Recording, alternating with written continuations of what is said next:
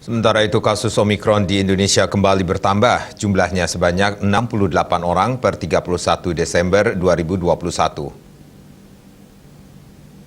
News, juru bicara Kementerian Kesehatan RI, Siti Nadia Tarmizi mengatakan total kasus varian Omikron menjadi 136 orang. Ia mengatakan puluhan kasus baru ini merupakan para pelaku perjalanan luar negeri dari sejumlah negara.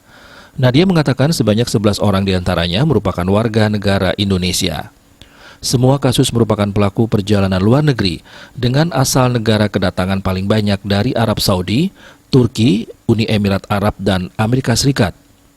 Dari 68 kasus konfirmasi Omikron tersebut, sebanyak 29 orang tidak memiliki gejala, 29 orang sakit dengan gejala ringan, 1 orang sakit dengan gejala sedang, dan 9 orang lainnya tanpa keterangan. Data WHO dari penghitungan prediksi peningkatan kasus akibat Omikron dibandingkan dengan Delta dan dengan mempertimbangkan tingkat penularan dan resiko keparahan, didapat hasil bahwa kemungkinan akan terjadi peningkatan penambahan kasus yang cepat akibat Omikron. Namun penambahan kasus Omikron diiringi dengan tingkat penggunaan tempat tidur rumah sakit maupun ICU yang lebih rendah dibandingkan dengan periode Delta. Menurut Nadia, varian Omikron memiliki tingkat penularan yang tinggi, tapi dengan risiko sakit berat yang rendah.